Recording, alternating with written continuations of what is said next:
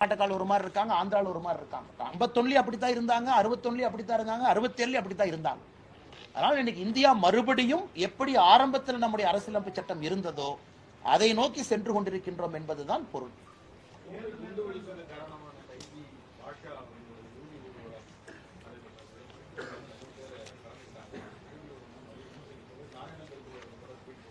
ஆனா இது ரொம்ப கண்டிக்கத்தக்கது. பாரதிய ஜனதா கட்சி சார்பாக நம்முடைய மாநிலத்தினுடைய துணைத் தலைவர் அண்ணன் நாராயண திருப்பதி அவர்கள் நம்முடைய அதிகாரப்பூர்வமான ஸ்டாண்ட் அவங்க சொல்லியிருக்கிறாங்க.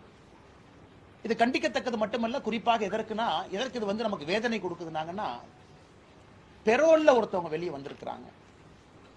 குறிப்பா இந்த கேஸை ஃபாலோ பண்ற எல்லோருக்குமே தெரியும் எத்தனை உயிர்கள் போயிருக்கு கோயம்புத்தூர்ல. அது ஆறாத ஒரு ரணமாக இருக்கிறது. ஆனா இன்னைக்கு அரசியல் கட்சியினுடைய தலைவர்கள் அது ஒரு ட்வீட் போட்டு ஒரு மாட்டியர் மாதிரி அதை மாத்தி காட்டி, காவல்துறையும் கூட முன்னும் ஒரு பிஜேபி 10 பேர் சேர்றாங்கன்னா அனுமதி கொடுக்காத காவல்துறை எப்படி இத்தனை பேர் சேர்வதற்கு அனுமதி கொடுக்கிறாங்க? அப்ப டிஎம்கே கவர்மெண்ட் அப்பீஸ்மெண்ட் பாலிடிக்ஸ் உச்சத்தில் இருக்கிறாங்க. அப்பீஸ்மெண்ட் பாலிடிக்ஸ் உச்சம் இன்னைக்கு கோவை மாநகரில் மறைந்த திரு பாஷா அவர்களுடைய பூத உடலுக்கு அவங்க எப்படி கொண்டு போக அலோ பண்ணாங்க, அது எவ்வளவு கம்யூனல் டென்ஷன் அதை உருவாக்கும். இப்பதான் கோயம்புத்தூர்ல பல விஷயங்கள் நடந்து என்னைய மல்டிபிள் சார்ஜ் ஷீட் போட்டு அமைதி திரும்பி கொண்டிருக்கிறது. அதனால் திமுக அவர்கள் தெளிவாக இருக்க வேண்டும். அரசில் இருக்கும் பொழுது எதை வேரோடு அறுக்க வேண்டும், தீவிரவாதத்தை வேரோடு அறுக்கணும். மற்ற இடத்துல ஒரு இண்டோர் மீட்டிங் நடத்துறாங்க, எல்லோருக்கும் அனுமதி இருக்கு. இது ஊர்வலம் என்பது இன்னைக்கு நாங்க அதிகாரப்பூர்வமா கொடுக்கல, சேர்ந்துட்டாங்க, நாங்க என்ன பண்றது? அதனால் பாரதிய ஜனதா கட்சி இன்னைக்கு கோயம்புத்தூர் மாநகரில் இருக்கக்கூடிய பாரதிய ஜனதா கட்சி வர்ற வெள்ளிக்கிழமைய கருப்பு நாளாக அணிவித்து அவர்களும் ஊர்வலம் நாங்களும் எடுப்போம் அப்படிங்கிறாங்க. Black day for states law and order, கருப்பு தினம். அதனால் கோவை பாரதிய ஜனதா கட்சியினுடைய அங்க இருக்கக்கூடிய தொண்டர்கள் தலைவர்கள் எல்லோரும் நாங்களும் இன்னைக்கு ஊர்வலம் எடுப்போம், கருப்பு நாளாக இதை எடுப்போம். அதனால் எங்களுடைய வேலை தலைவர்களாக எல்லார்கிட்டையும் பேசுறோம். ஏன்னா எங்களுக்கு ஒரு ரெஸ்பான்சிபிலிட்டி இருக்கு. இதை உருவாக்கியது யார்? ஆளும் கட்சி. இதை கையாண்ட விதம் சரியில்லை. காலையிலே இல்லை, மத்தியானம் இருக்கு, ஹாஸ்பிட்டல் இருந்து இல்ல, வீட்டில இருந்து இருக்கு. அதனால தமிழக மக்கள் இதையெல்லாம் பார்த்து கொண்டிருக்கின்றார்கள், கோவை மக்கள் பார்த்து கொண்டிருக்கின்றார்கள். இன்னைக்கு ஆர்டிபிஷியலா எல்லாரையும் ஹீரோ, எல்லாரையும் மாட்டியர்னு சொல்றோம். இறந்த பிறகு எல்லா மனிதர்களுக்கும் நாம் மரியாதை கொடுப்பது வழக்கம் தான். இவர் யாரும் தப்பா பேசலைங்க, அவர் செஞ்சது எல்லாத்துக்குமே தெரியும். ஆனால் ஒரு ஊர்வலமாக அதை கௌரவப்படுத்த வேண்டுமா என்பதுதான் பாரதிய ஜனதா கட்சியினுடைய கேள்வி.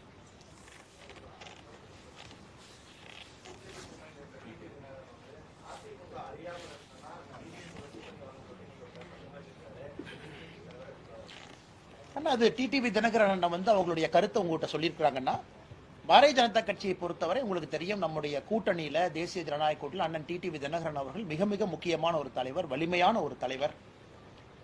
அவர் எதற்காக அந்த இயக்கத்தை நடத்துறாங்கன்னு எல்லாத்துக்குமே தெரியும்.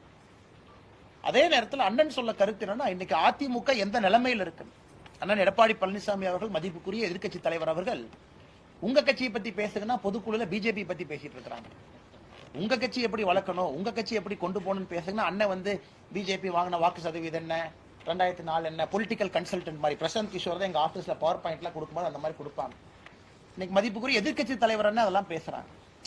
எந்த அளவுக்கு இன்னைக்கு பிஜேபியினுடைய வளர்ச்சி பல மனிதர்களுக்கு பிரச்சனை ஏற்படுத்தி இருக்கிறது என்பது எதிர்கட்சி தலைவர் மதிப்புக்குரிய அண்ணன் எடப்பாடி பழனிசாமி அவருடைய நேற்றைய பேச்சு நம்ம காட்டுது. நாங்க எங்கேயுமே எங்களுடைய வளர்ச்சியை மட்டும்தான் பேசுறோமோ தவிர இந்த கட்சி இப்படி இருந்துச்சு, 2010 இப்படி, 15 இப்படி பேசலாம்.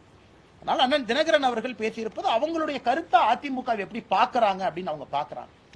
எங்களை பொறுத்தவரை ஒரு வித்தியாசமான ஒரு பாதையில தமிழகத்திற்கு மாற்று அரசியல் வேண்டும் என்று தேசிய ஜனநாயக கூட்டணி போயிட்டு இருக்கோம்.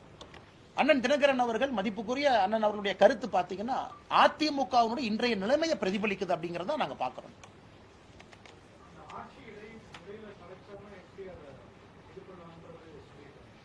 ஆமாங்கண்ணா.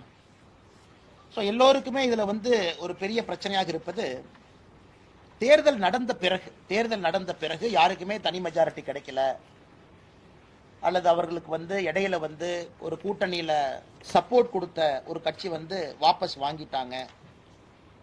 அப்படி இருக்கும் பொழுது எப்படி நாம் அதை சமாளிக்க போறோம்? அது ஆர்டிகல் 83 அதுவும் கூட ஒரு ஐடியா நமக்கு கொடுத்துருக்குறாங்க. நாங்கள் எப்படி இதை கொண்டு போக போறோம்? குறிப்பாக ஆர்டிகல் 83 அவங்க சொல்லியிருப்பது, when the house of people இரண்டா பிரிச்சிருக்காங்க. ஒன்று வந்து பாராளுமன்றம், ஒன்று வந்து சட்டமன்றம். when the house of people is dissolved sooner than the expiry of its full term, அதனுடைய 5 ஆண்டுகளுக்கு முன்பு பாராளுமன்றம் குறிப்பா லோக்சபா அது வந்து டிசால்வ் பண்றாங்கன்னா, the new house of people constituted pursuant to elections occasioned by such dissolution shall continue for such period as is equal to the unexpired term of the immediately preceding house of people. அதாவது இதற்கு முன்பு 5 ஆண்டு காலம் இருந்த ஒரு இது ஒரே நாடு ஒரே தேர்தல் வந்த பிறகு, ஏன்னா ஹவுஸ் ஆஃப் பீப்புளுக்கு இந்த பிரச்சனை இல்லைங்கண்ணா, ஏன்னா அது 5 இயர்ஸ் கம்ப்ளீட் பண்ண பிறகு வருது. அதன் பிறகு யாராச்சும் ஒருத்தவங்க வாபஸ் வாங்கிட்டாங்க அப்படின்னா அந்த period is equal to the unexpired term of the immediately preceding house of people அப்படிங்கிறாங்க. ஸோ நம்ம என்ன சொல்ல வரோம்னாங்கன்னா, பெர்ஃபெக்டா இதுல ஆன்சர் இருக்குன்னு சொல்றதை விட எல்லோருக்கும் தேர்தல் போறதுக்கு முன்னாடியே தெரியும் இது நடந்தா இதுதான், இது நடந்தா இதுதான். ஆனா தேர்தலை பொறுத்தவரை 5 ஆண்டுகளுக்கு ஒரு முறை தான் நடக்கும். தேர்தலை பொறுத்தவரை 5 ஆண்டுகளுக்கு ஒரு முறை தான் நடக்கும். அதனால இன்னைக்கு யாருக்குமே வந்து தேர்தல் போவதற்கு முன்பு நமக்கு பிரச்சனை இருக்கு அப்படின்னு நம்ம யாருமே சொல்லிங்கன்னா, அதுவும் குறிப்பாக மிட் டேர்ம் எலெக்ஷன் ஒரு வார்த்தையை பயன்படுத்துறாங்க. மிட் டேர்ம் எலெக்ஷனுக்கு ஒரு வாய்ப்பு இருக்கு. மிட் டேர்ம் எலெக்ஷன் கொண்டு வர்றாங்க. அந்த term is equivalent to the remaining term. 2034க்கு பிறகு ஒரு சட்டமன்றத்தில் ஆட்சி கலைக்கப்படுதுன்னா நடக்கக்கூடிய மிட் டேர்ம் எலெக்ஷன் என்பது அந்த 5 ஆண்டுகள் இருக்கக்கூடிய கேப் தான் அந்த எலெக்ஷனா இருக்கும். 2034 தமிழ்நாடு எலெக்ஷனுங்கண்ணா 2039 வரைக்கும் 37 ஆட்சி கலைஞ்சிருச்சு. 37 நடக்கக்கூடிய மிட் டேர்ம் எலெக்ஷன் 2 வருஷத்துக்கு தான் அந்த எலெக்ஷன் இருக்கும்.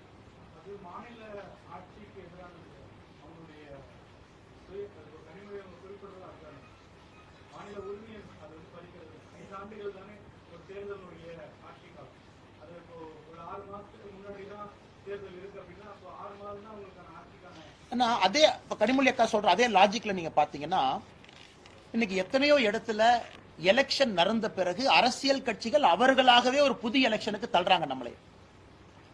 அதே லாஜிக் கனிமொழி அக்கா அங்கேயும் சொல்லணும் இல்லைங்கண்ணா, தள்ளுறாங்க. ஆனா இல்லைங்கண்ணா, ஓட்டு போடும் போதே உங்களுக்கு தெரிஞ்சிருது. ஆனா நம்ம முன்னாடி பண்ணல. 2034 இருந்து நடக்கக்கூடிய தேர்தல் ஓட்டு போடும் போதே மக்களுக்கு தெரியும் இது 5 ஆண்டுகள் தான்.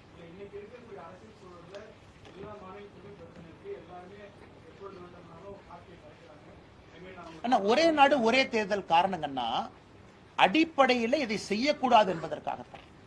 இப்ப 2037 ஒரு எலெக்ஷன் நடக்குதுன்னா அது 2 ஆண்டுகளுக்கு மட்டும்தான் தெரிஞ்சுதான் மக்கள் ஓட்டு போட போறாங்க. அந்த 2037 தேர்தலில் போடுறவங்க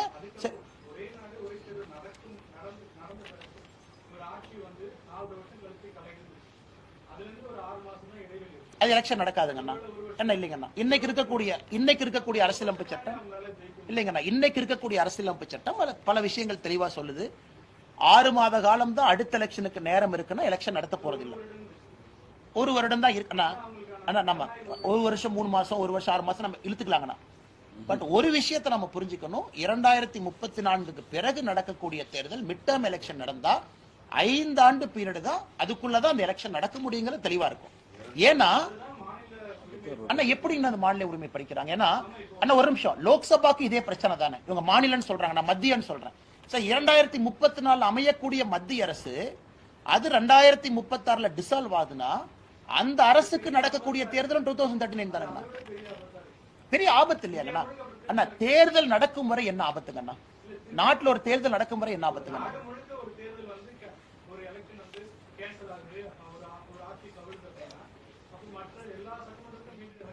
இல்லைங்கண்ணா, உதாரணத்துக்கு 2034 லோக்சபா வச்சுக்கலாங்கண்ணா. 2034 லோக்சபா, அந்த லோக்சபா ஏதோ ஒரு காரணத்திற்காக 2036 கலைதுன்னு வச்சுக்கலாங்கண்ணா. அப்ப 2036 நடக்கக்கூடிய லோக்சபா எலெக்ஷன் தனியா நடக்கும். அதனுடைய பீரியட் 3 வருஷம் தான். அப்ப 2039 எல்லா லோக்சபாவும் அசம்பிளி அதே மாதிரி நடக்கும். இல்ல எங்கேயும் தவறு இல்லையாங்கண்ணா? அவ்வளவுதாங்கண்ணா, 5 ஆண்டுக்கு ஒரு முறை தான். அதனால கனிமொழி அக்கா சொல்றாங்க மாநில உரிமை பறிக்கிறீங்கன்னா மத்திய அரசுக்கும் அதே தானே. 2036 ஸ்டேபிள் கவர்மெண்ட் வரல, 34 அவங்களுக்கு இதே பிரச்சனை தான்.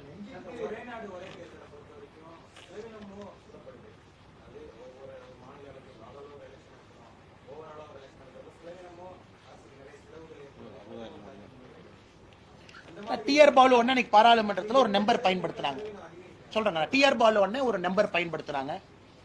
10,000 கோடி ரூபாய் ஒரே நேரத்தில் நம்ம நடத்துறோம். அப்ப நாம வந்து இவிஎம் மிஷின் ஒரே நேரத்தில் வாங்கணும். ஆனா இதா இருந்தா இவிஎம் மிஷின் ரொட்டேட் பண்றீங்க, இன்னைக்கு ஒரு ஸ்டேட்ல நடக்கும், 6 மாசம் கழிச்சு ஒரு ஸ்டேட்ல நடக்கும். ஸோ டிஆர் பாலனுடைய கருத்து என்ன, ஒரே நேரத்தில் நீங்க நடத்துறதுனால அவ்வளவு இவிஎம் வேணும். அண்ணா நாம சொல்றது நாட்டினுடைய பொருளாதாரத்தை யோசிச்சு பாருங்க. இன்னைக்கு நீங்க ஒரு வருஷமும் 6 தேர்தல் நடத்துறீங்க, 3 மாசம் மாடல் கோட் ஆஃப் கான்டக்ட், பிரதமர்ல இருந்து முதலமைச்சர்ல இருந்து தேர்தல் பிரச்சாரத்துக்கே 3 மாசம் ஒதுக்கிடுறாங்க ஒரு வருஷத்துக்கு.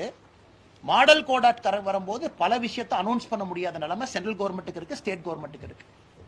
இது வந்து $4 trillion எக்கானமியினுடைய பொருளாதார இழப்பு பாருங்க. இவிஎம் பொறுத்த வரைக்கும் ஒன் டைம் இன்வெஸ்ட்மெண்ட் பண்றீங்க, 15 வருஷத்துக்கு ஒரு முறை அதை மாத்தணும். டிஆர் பாலு பேசுற பேச்சுலதே சொல்றேங்க. அதனால் நாட்டுக்கு ஏற்படக்கூடிய பொருளாதார இழப்பு மல்டிபிள் எலெக்ஷன்ல இவிஎம் வாங்குற காசை விட பல மடங்கு அதிகம் தானுங்கண்ணா.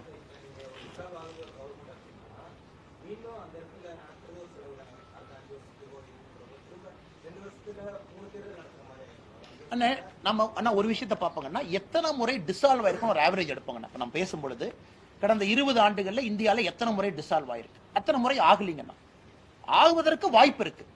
பட் 1, 2, 3, 4 முறை ஆவதற்காக இத்தனை பேர்த்துக்கு நல்லது நடக்கக்கூடிய ஒரு ப்ரொபோசலை நம்ம கொண்டு வராம இருந்தா தவறா போயிருமல்லங்கண்ணா. அதாவது நடக்குது இல்லைன்னு சொல்ல, நீங்க சொல்ற மாதிரி வருஷத்துக்கு 6 டிசால்வ் ஆகுதா? இல்ல, டிசால்வ் எப்பவாச்சும் ஆகுதுங்கண்ணா. இல்ல அசம்ஷன் என்ன, 5 ஆண்டுகளுக்கு ஒரு முறை சிங்க்ரனைஸ் ஆக ஆக ஆக ஆக, அதுவும் நம்ம இவ்வளவு நேரம் கொடுத்து நடத்தும் பொழுது நாட்டினுடைய பொருளாதாரம் இன்னும் வலிமை பெறும் என்பதுதான் நம்ம சொல்றாங்க. அதை வந்து ராம்நாத் கோவிந்த் அவர்கள் ரிப்போர்ட்லயே ஆர்கியூ பண்ணிருக்காங்க. இதனால என்ன லாபம் வருங்கிறத ஆர்கியூ பண்ணிருக்காங்க அவங்க.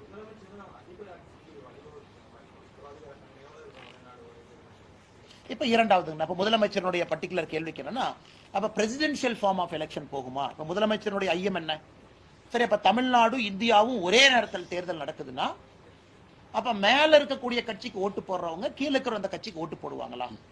அப்ப பிராந்திய கட்சிகளுக்கு வந்து இங்க வந்து வாய்ப்புகள் குறைவா இருக்குமா? அதுதான் முதலமைச்சர் கேள்வி எழுப்புறாங்க. அப்ப தேசிய கட்சிகளுக்கு வாய்ப்பு அதிகமா?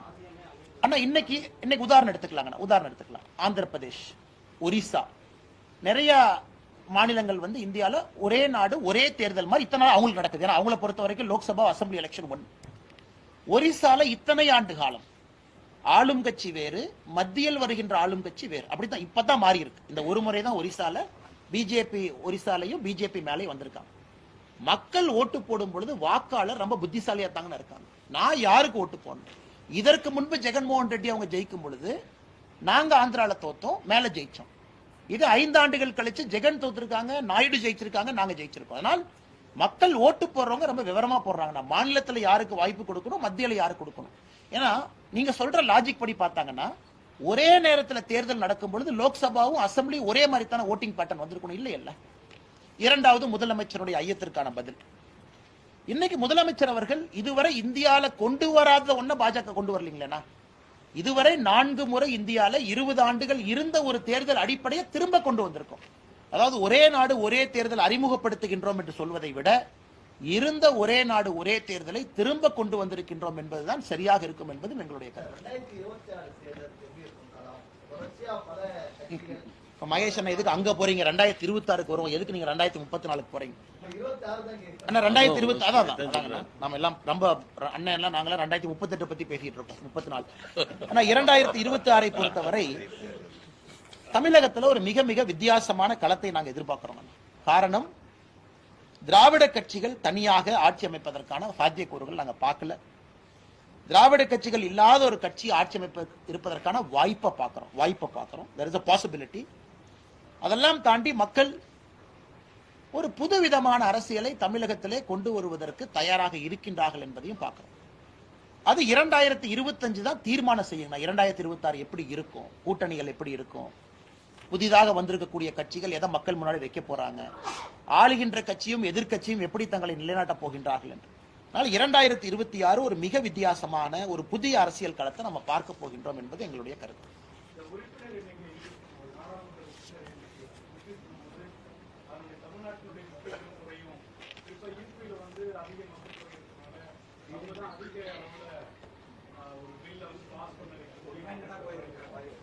நாங்க இத பத்தி எங்களுடைய கருத்தை வந்து பாரதிய ஜனதா கட்சி தமிழ்நாடு பல இடத்துல நாங்க சொல்லியிருக்கோம்.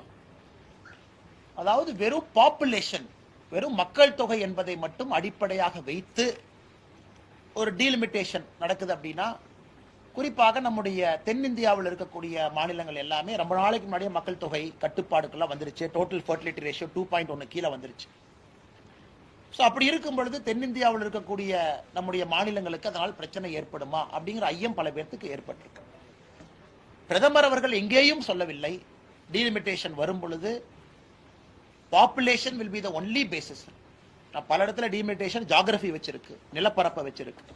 அதனால் எங்களுக்கு தீர்க்கமான நம்பிக்கை இருக்கு. பாரதிய ஜனதா கட்சி, பாரத பிரதமர் நரேந்திர மோடி அவர்களை பொறுத்தவரை நிச்சயமாக யாருக்குமே அநியாயம் நடக்காது.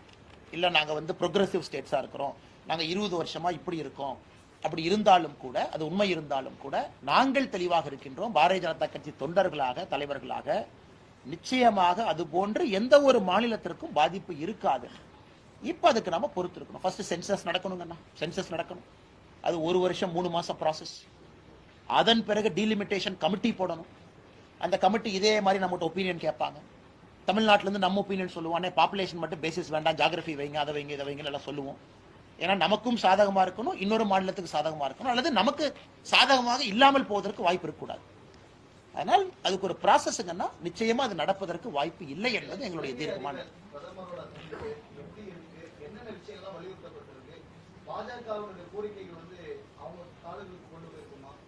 அண்ணன் நம்முடைய மத்திய அமைச்சர் அண்ணன் முருகன் அவர்கள் நேற்று மத்திய அரசு சார்பாக இலங்கை அதிபரை வரவேற்பதற்கு அண்ணன் முருகன் அவர்களுக்கு வாய்ப்பு கிடைச்சது. எப்பவுமே ஒரு அமைச்சர் வந்து நியமனம் செய்யப்படுவாங்க, ஒரு வெளியிருந்து வரக்கூடிய ஒரு ஆளுநரை, ஒரு பிரதமரை வரவேற்பதற்கு அண்ணன் முருகன் அவர்கள் வரவேற்று அவர்களும் தனிப்பட்ட முறையில் அண்ணன் முருகன் அவர்கள் உரையாடினார். அதன் பிறகு பாரத பிரதமர் ஐயா மோடி அவர்கள் அவங்களும் தனிப்பட்ட முறை உரையாடி விட்டு பத்திரிகையாளர் சந்திப்பில் பேசினாங்க.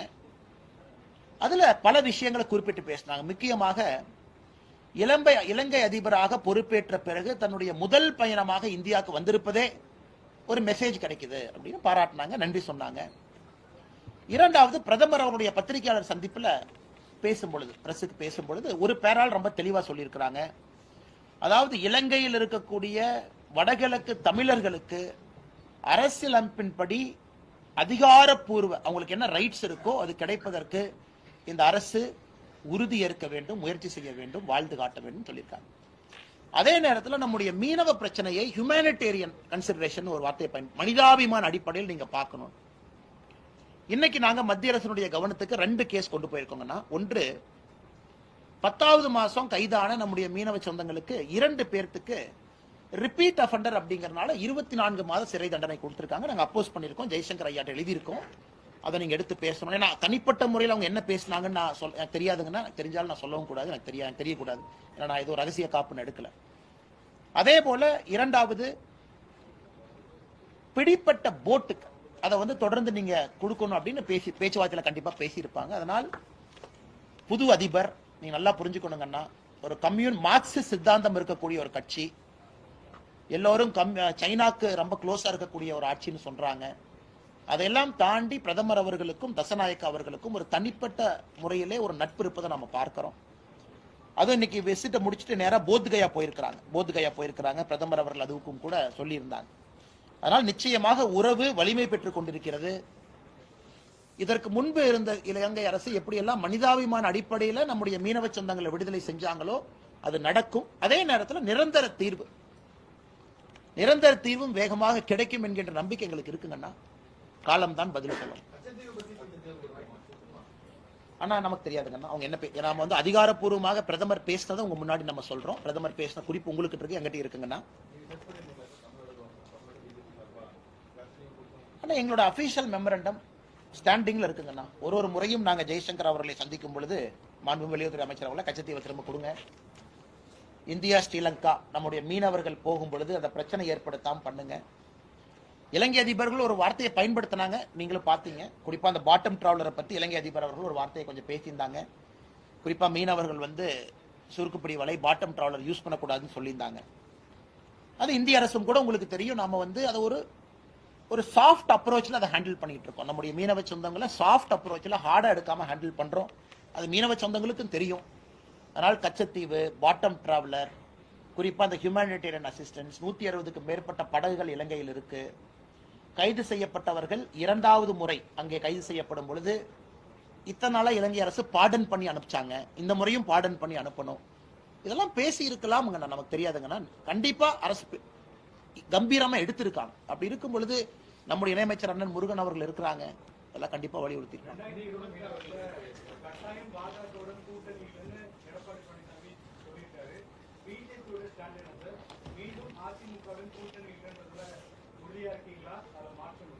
நம்ம கிட்ட ஒரு வலிமையான கூட்டணி இருக்குங்கண்ணா, வலிமையான கூட்டணி நம்ம கிட்ட இருக்கோம்னா, அதாவது நான் ஒரு கட்சி பேரை எடுத்து பேசுவதை விட இன்னைக்கு தமிழ்நாட்டினுடைய அரசியல் களம் மாறி இருக்கு, நம்ம கிட்ட ஒரு வலிமையான கூட்டணி இருக்கு, எல்லாம் இணக்கமா இருக்கும். ஆனால் யாருக்கும் எந்த பிரச்சனை இல்லாம தமிழக மக்கள் 2024 தேர்தலையே மும்முனை போட்டியை பார்த்திருக்கிறாங்க. 2025 பொறுத்திருந்து பார்ப்போம். தேசிய தலைவர்கள் இருக்கிறாங்க, அவங்களுக்கு ஒரு தேசிய சிந்தனை இருக்கும். பாரதிய ஜனதா கட்சியினுடைய தலைவர்கள் இங்க இருக்கிறாங்க, எல்லோருக்கும் ஒரு சிந்தனை இருக்கு எப்படி கொண்டு போகணும்னு. அதற்கான நேரமும் காலமும் ரொம்ப தூரம் இருக்குங்கண்ணா. நான் மாற்றம் இருக்கு நீங்க சொல்லிங்கண்ணா, நான் சொல்வது நேரமும் காலமும் ரொம்ப தூரம் இருக்குன்னு சொல்றேன். நான் இப்ப கூட எடப்பாடி அண்ணா பத்தி என்ன சொன்னாங்கன்னா, எடப்பாடி அண்ணா பத்தி என்ன சொன்னா, அண்ணன் அவரு மேடையில் அவரு கட்சியை பத்தி பேசும்போது கூட பிஜேபி பத்தி பேசுறாரு, 2014 இப்படி, 19 இப்படி, 24 இப்படி. அதனால பிஜேபியை பொறுத்தவரை நாங்க தெளிவா இருக்கோம். தமிழகத்துல திமுக ஒழிக்கப்பட வேண்டும் என்பதில் எல்லாருமே தெளிவா இருக்கணும். வர்றங்கண்ணா, இப்ப திமுக ஒழிக்கப்பட வேண்டும்னா இப்ப நீங்க எல்லாம் ஒன்னா சேர்ந்தா தான் ஒழிக்க முடியுமா, இல்ல நீங்க இருக்கிற கூட்டணியை வலிமைப்படுத்தினாலும் ஒழிக்க முடியுமா? எல்லாமே பாசிபிலிட்டி தாங்கண்ணா. நாங்கள் எங்கள் கட்சியை வளர்க்கிறோம், ஆளும் கட்சியை எதிர்த்து பேசுறோம், செய்யற தவிர மக்கள் மன்றத்தில் வைக்கிறோம்.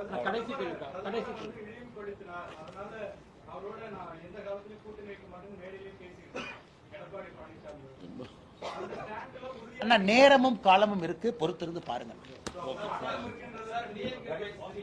அதுதான் பதில். அண்ணே டிஎம்கே ஃபைல் 3 அண்ணே சென்னையில வெளியிடுறோங்க அண்ணே 2025 ஆரம்ப கட்டத்துல. ஏன்னா வால்யூம் ஆஃப் டேட்டா ரொம்ப பெருசுங்கண்ணா, எல்லாம் ஆர்டிஐ போட்டு தனித்தனியா எடுத்து கொஞ்சம் நேரம் ஆகுங்கண்ணா, பட் உறுதியா அதை பண்ணும்.